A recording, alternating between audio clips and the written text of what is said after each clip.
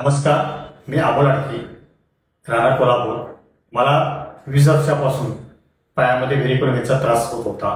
Doctor गोपालकर यांच्याकडे व्हेरिकोनवेलसाठी औषधोपचार चांगले होतात म्हणून मी त्यांना भेट घेतली. त्यांची भेट घेतल्यानंतर माझे पहिले डॉक्टर करून बघितले. डॉक्टर केल्यानंतर त्यांनी माझी ट्रीटमेंट चालू केल्यानंतर साधारण 1.5 वर्षानंतर तो माझ्यामध्ये जो पायामध्ये व्हेरिकोनवेलचा जो प्रॉब्लेम होता तो माझा जवळजवळ 100% क्लिअर झाला आहे. यापूर्वी ज्या ठिकाणी मी ट्रीटमेंट घेत होतो त्यांनी सांगितलं होतं की त्या पायामध्ये नस कधीही खुली होणार नाही, ती पूर्णपणे आता खुली झालेली आहे.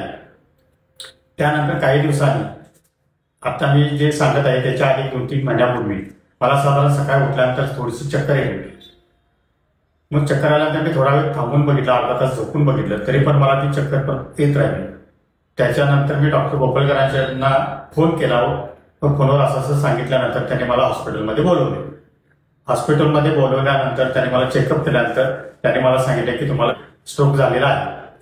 बीपी स्ट्रोक झाल्यानंतर त्याने मला साधारण हॉस्पिटलमध्ये आल्यानंतर साधारण 1 तास ट्रीटमेंट केली व नंतर साधारण 1 तासानंतर त्यांनी माझी बीपी नॉर्मल केली व तोल वगैरे जात होता तो पूर्ण कमी केला.